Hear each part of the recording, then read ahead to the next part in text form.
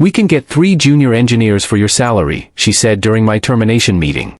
"Nothing personal, just cost optimization." My name is Robert Chen, 55 years old, and for 18 years I'd been the chief facilities engineer at Memorial Regional Hospital in Portland, Oregon. I designed every system that kept 400 beds operational.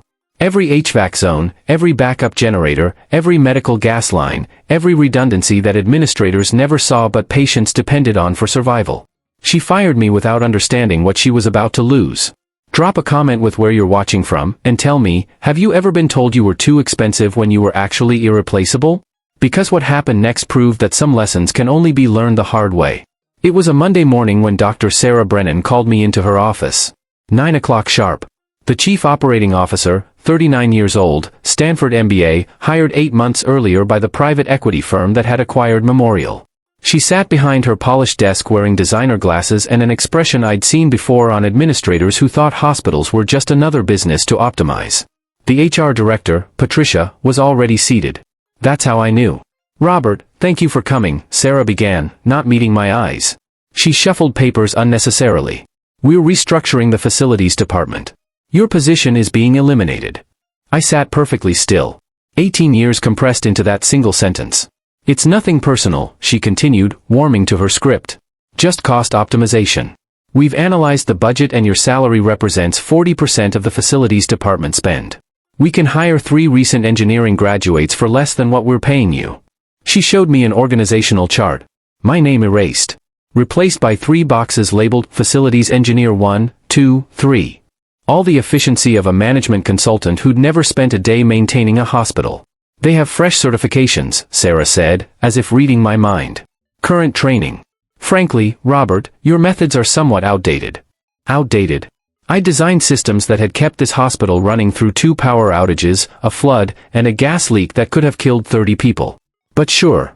Outdated. "The severance package is generous," Patricia said, sliding a folder across the table. 2 months' salary plus accrued vacation.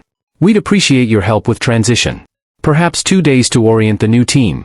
2 days. To cover 18 years. I looked at both women. Sarah still wouldn't meet my eyes. Patricia studied the folder like it contained the secrets of the universe. Neither understood what they'd just done. "I understand," I said quietly. "When would you like me to start the handover?" Sarah looked surprised. Maybe disappointed. Perhaps she'd expected me to argue, to threaten legal action, to give her something to tell the board about how difficult I'd been. "Tomorrow," she said. "The new engineers start Wednesday." I nodded once and stood. We shook hands. Professional to the end. As I walked out, Sarah called after me. "Robert, we do appreciate everything you've built here." Past tense. Everything I'd built. As if it were already history. I didn't respond. Just walked to my office, my former office, and started packing. 18 years fit into 2 cardboard boxes. Family photos. The coffee mug my granddaughter made in art class. A letter from a patient's family thanking me for keeping the ventilator running during a power failure. Small things that measured a career. My assistant Miguel appeared in the doorway. He was 45, had worked under me for 12 years, understood the systems better than anyone except me. His face was tight with controlled emotion. "Boss, this is insane," he whispered. "Does the board know?" "The board approved it," I said, wrapping a photo frame in newspaper. "Cost optimization, Miguel. We're all just numbers on a spreadsheet. But the systems, nobody else knows how everything interconnects. The backup protocols, the cascade logic, I'm sure the 3 new engineers will figure it out," I interrupted gently. "They have fresh certifications." Miguel looked like he wanted to say more. But what was there to say? The decision was made. I was already past tense. I carried my boxes to the parking garage. The security badge I'd worn for 18 years sat on top. I'd have to surrender it tomorrow after the handover. 16 renewals. 16 years of loyalty measured in plastic and magnetic strips. As I loaded the boxes into my truck, my phone buzzed. Text from Miguel: "The whole hospital is talking. People are scared." I didn't respond. What would I say? That they should be scared? That they had no idea what they just lost? I drove home along the Columbia River, watching the water reflect the afternoon sun. My wife Linda was waiting on the porch. She'd left her teaching job early. Miguel's wife had called her. Linda knew before I got home. "That's marriage for you." She didn't ask if I was okay. Didn't offer empty comfort. She just looked at me with those sharp brown eyes and asked the only question that mattered. "What are you going to do?" I set my boxes down and sat beside her. I don't know yet. Linda went inside and returned with 2 cups of coffee. She sat down again and handed me one. That's not true, she said. You know exactly what you're going to do. You just haven't admitted it to yourself yet. She was right. I'd been building a plan since Sarah said, cost optimization. Since she implied my 18 years of experience were somehow less valuable than 3 kids fresh out of college. They're going to fail, I said quietly. The systems are too complex. They're interconnected in ways that take years to understand. And you're not going to help them. It wasn't a question. Linda knew me too well. I built those systems to be fail-safe, I said. Even with inexperienced operators. If they're having problems, they'll call. If they're really in trouble, they'll pay whatever I ask. Linda sipped her coffee. And if people get hurt? That question would haunt me. But in that moment, sitting on my porch watching the river, I pushed it away. I designed redundancies into everything. Multiple backups. Safety protocols. The systems will protect themselves even if the operators are idiots. You hope, Linda said. I know, I corrected. But I didn't know. Not really. And that uncertainty would cost me sleep for weeks. The next morning, I returned to Memorial for the handover. The 3 new engineers were waiting in the conference room. Kyle, 26, Amanda, 24, and Jessica, 25. Fresh faces, expensive degrees, absolutely zero hospital experience. Sarah introduced us with forced enthusiasm. Robert, these are your replacements. I know you'll bring them up to speed. Replacements. Plural. It took 3 of them to replace me. I should have found that flattering. 2 days, I said to the 3 engineers. That's what we have. I'll show you the basics. The rest you'll learn as you go. We started in the main mechanical room. The heart of the hospital's infrastructure. 82 degrees year-round, filled with the sound of compressors and pumps and fans. The building's heartbeat. I showed them the HVAC control panels. Explained the zoning logic, how different areas needed different temperature and humidity levels. Operating rooms cold and dry. ICU warm and controlled. The emergency department tough and flexible. 17 zones, each with its own quirks and requirements. Kyle took notes frantically. Amanda kept glancing at her phone. Jessica asked intelligent questions but didn't understand the implications of the answers. Is this documented somewhere? Kyle asked, gesturing at the control panels. I pulled out the operations manual. 3 thick binders. Basic procedures are here. But the complex stuff? I tapped my head. 18 years of learning what works and what doesn't. Systems are systems, Amanda said with the confidence of someone who'd never maintained anything more complicated than a textbook example. Once we understand the logic, we'll be fine. I exchanged a glance with Miguel, who was shadowing us. He looked worried. He should have been. The backup generator for Wing C has a quirk, I continued. If main power drops below 208 volts, you need to manually reset the transfer switch before it'll engage. Otherwise, we'll figure it out from the manual, Kyle interrupted. It's not in the manual, I said patiently. The manufacturer doesn't know about this modification because I designed it specifically for our electrical configuration. When we expanded in 2016, the power grid couldn't handle the load, so We're engineers too, Jessica said. Not rudely, but firmly. We'll handle it. I stopped explaining. They didn't want to learn. They wanted me to leave so they could prove they didn't need me. Fine. Let them learn the hard way.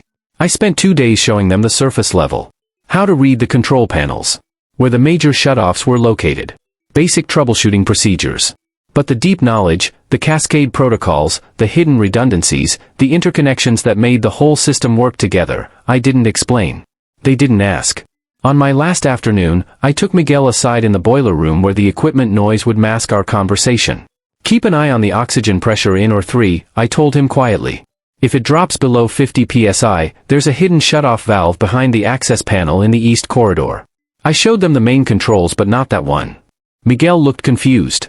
Why wouldn't you tell them about it? I thought about Sarah's smirk when she said, cost optimization. About being called outdated.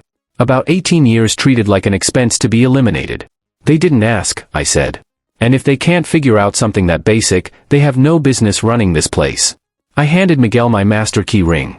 The weight of it, 18 years of access, of responsibility, of trust, transferred to his hands. Then I walked out of Memorial Regional Hospital for what I thought would be the last time. At home, I sat on my deck watching the sunset paint the Columbia River copper and gold. Linda brought me a bourbon without asking. She knew. What will you do now? She asked, settling into the chair beside me. Something will turn up, I said. But I wasn't sure I believed it. What I didn't know, what Sarah Brennan couldn't possibly know, was that my 18 years of careful system design were about to demonstrate exactly why institutional knowledge can't be replaced with fresh certifications and cost optimization. The systems I'd built were about to start failing. Not catastrophically. Not all at once. But progressively, systematically, in ways only I would understand how to fix. And I wasn't planning to help them. 2 weeks passed. I updated my resume, applied to a few positions, tried to settle into retirement. Linda said I was restless. She wasn't wrong. 18 years of purpose doesn't just evaporate because someone hands you a severance check. Then the calls started. I was in my workshop building a birdhouse for my granddaughter Emma when my phone rang. Dr. Sarah Brennan. I stared at the screen, let it go to voicemail. Her voice was different from the termination meeting. Less confident. Robert, we're having some issues with the ICU temperature control. The HVAC system isn't responding to inputs. The junior team is working on it, but they're having trouble locating the zone controls you mentioned. Could you call back? It would just be quick consultation. I deleted the message and went back to the birdhouse. Emma wanted purple. Purple it would be. 20 minutes later, Miguel texted, "Boss. ICU is 78 degrees. Patient sweating. Dr. Brennan freaking out.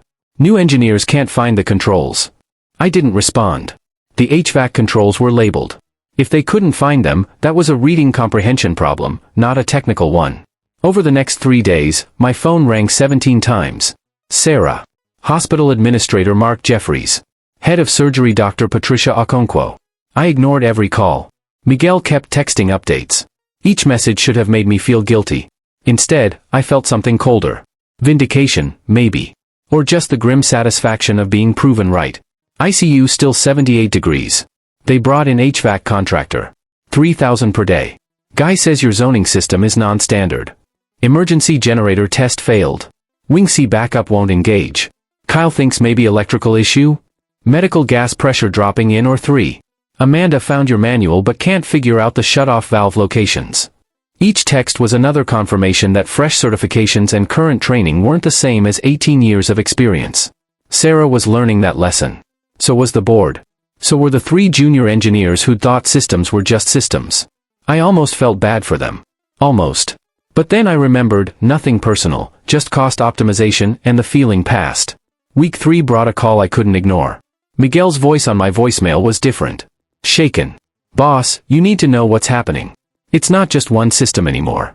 Everything's connected and they don't understand how." I called him back immediately.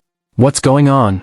"They're trying to fix the HVAC problem," Miguel said quickly, his voice tight with stress I'd never heard before. "But when they overrode the controls to cool the ICU, it triggered a circuit breaker. That breaker controls the backup power distribution for Wing C. Now the generator won't engage. And the medical gas monitoring system is on that same circuit, so we're getting pressure alarms. Plus the water treatment system is showing contamination warnings, but I think they're false because..." "They're false," I confirmed. "The water system alarm is tied to the same electrical bus.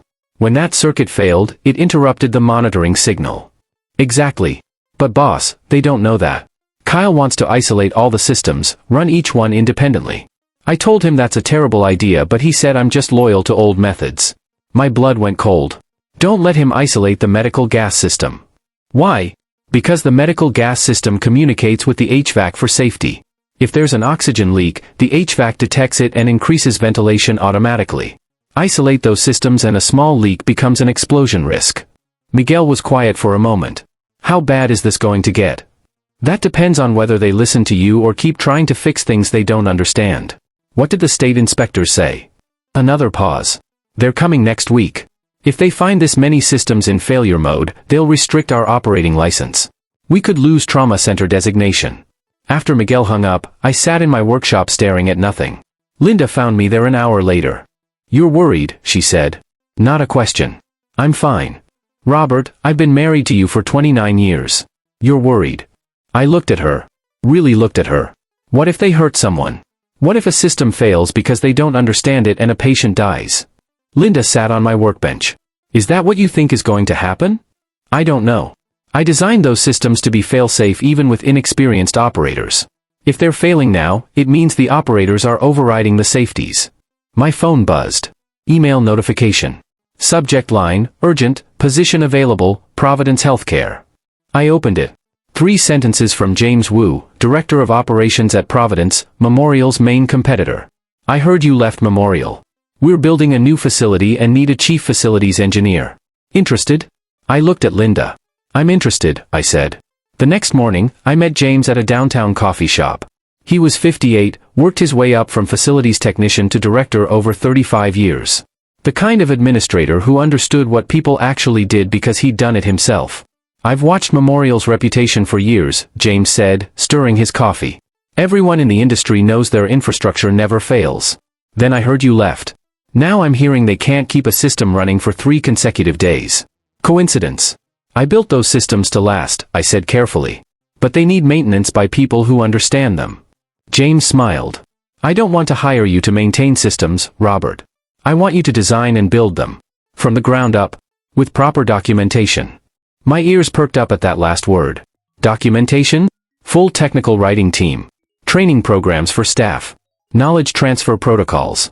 Everything you'd need to ensure the place doesn't fall apart when you eventually retire. It was what I'd been asking Memorial for 6 years. Every proposal rejected by administrators who thought documentation was an expense instead of an investment. Why me? I asked. I'm 55. You could hire younger engineers for less. James laughed. I tried that 5 years ago. Hired 2 hotshots from MIT. Built us a beautiful modern system that crashes every time we hit 80% bed capacity. You know what's more expensive than hiring experience? Hiring inexperience and discovering it during a crisis. He slid a folder across the table. Chief Facilities Engineer. Full design authority. Documentation budget. Training budget. 30% more than Memorial paid you. I opened the folder. The offer was real. The respect was real. Everything Memorial had denied me was right there in black and white. When can I start? I asked. We shook hands over cooling coffee, and I felt something I hadn't felt since my termination. Excited about work again. Valued for what I brought instead of being seen as a cost to be optimized.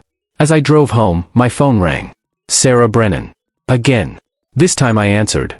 Her voice had lost all professional veneer. Just raw panic. Robert, we have a situation. State inspectors found multiple deficiencies. We have 72 hours to fix them or they're restricting our operating licenses. I pulled to the side of the road. That sounds serious, Sarah. It is. We need your help. The board has authorized me to offer you $800 per hour for consulting. Whatever it takes. $800 per hour. My annual salary had been $90,000. They'd fired me to save money and now they were willing to pay that much per hour to fix what they'd broken. I'm employed by Providence now, I said calmly. Exclusive contract. I'm afraid I can't help you. Silence on the other end. Then, we'll pay whatever Providence is paying you. Come back full-time. For how long, Sarah? Until the next cost optimization? No thanks. You designed these systems to be impossible for anyone else to fix. Her voice had an edge now. Accusation. That's sabotage.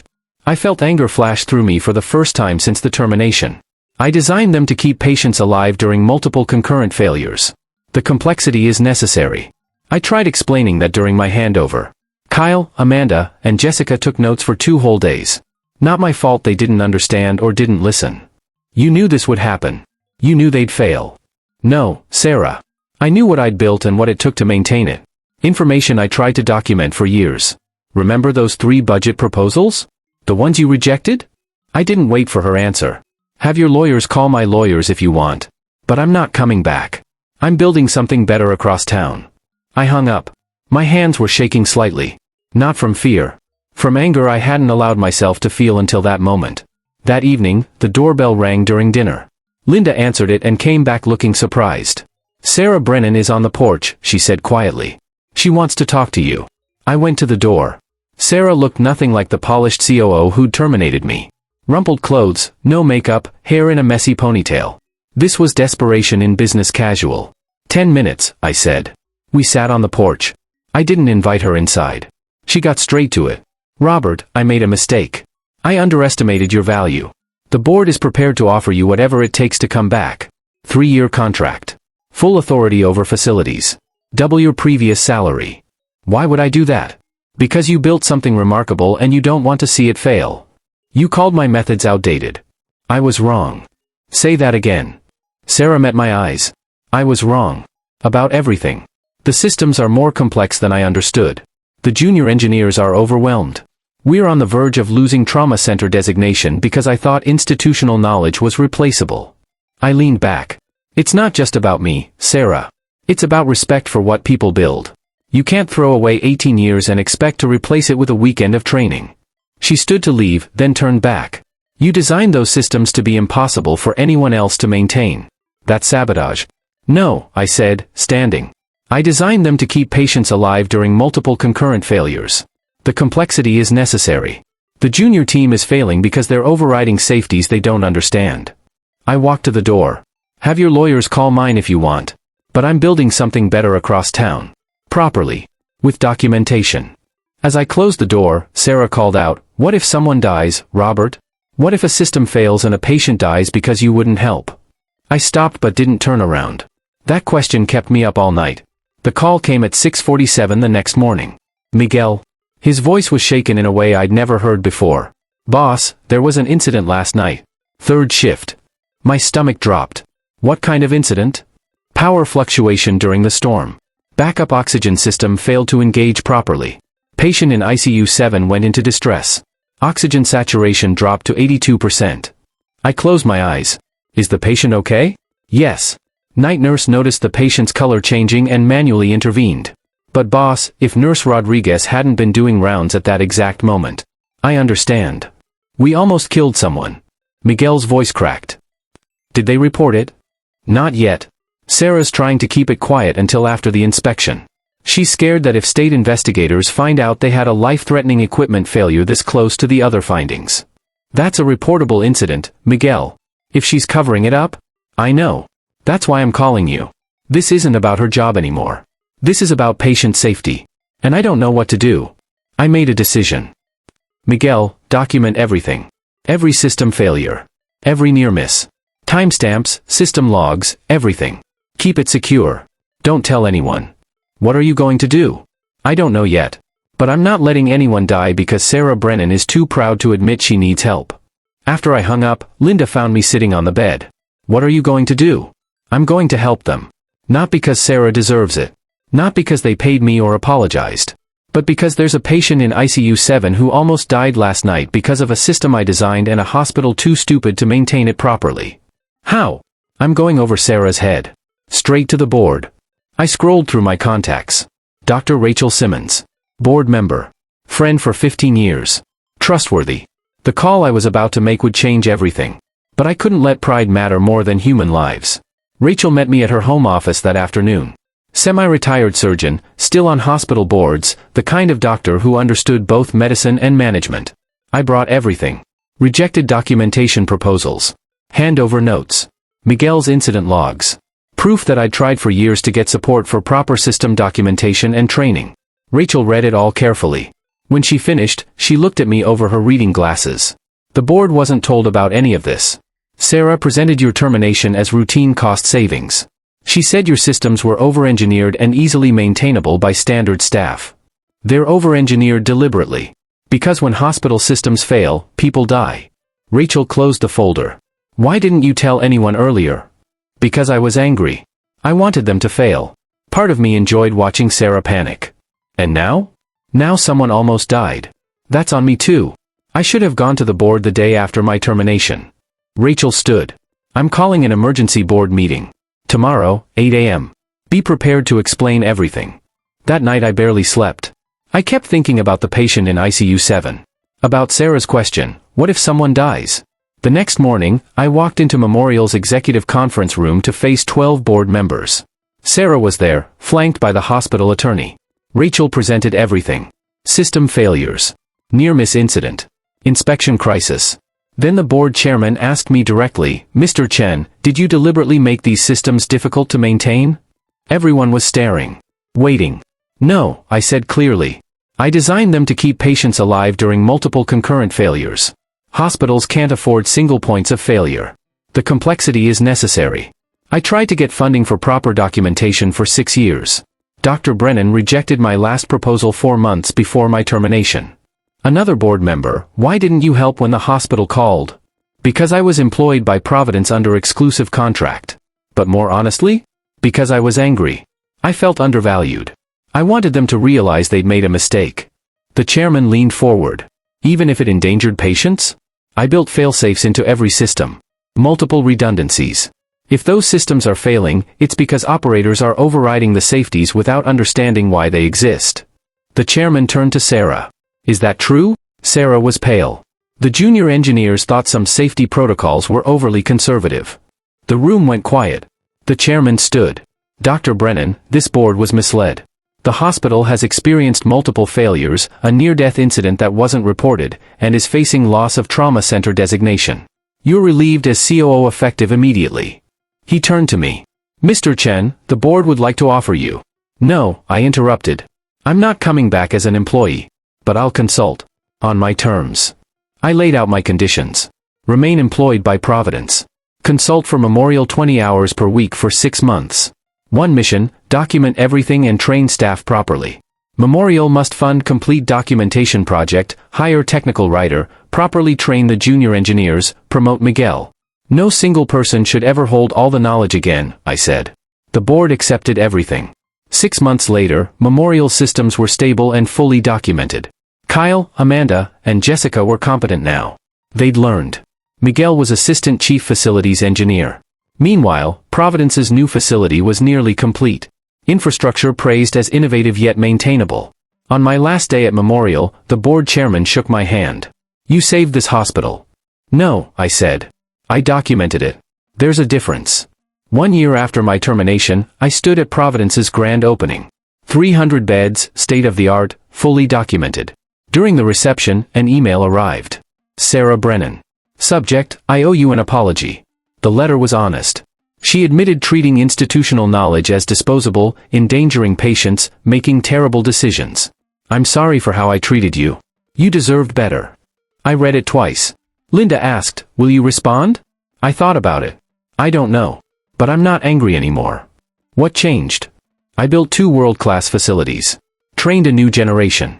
Proved experience isn't just expensive, it's irreplaceable. James Wu joined us. The board wants to interview Kyle, Amanda, and Jessica. They're asking about opportunities here. I smiled. Set up interviews. But James, make sure they document everything. No single points of failure. Later, standing in Providence's mechanical room watching systems hum smoothly, my phone buzzed. Miguel, emergency generator test at Memorial. Perfect score. Thanks for teaching us right. That was the real victory. Not salary or recognition. Knowing that when I'm gone, the work continues. Patients stay safe. Systems keep running. Because institutional knowledge isn't expensive. Losing it is. If this resonated, hit like and subscribe. Comment, have you been called too expensive when you were irreplaceable?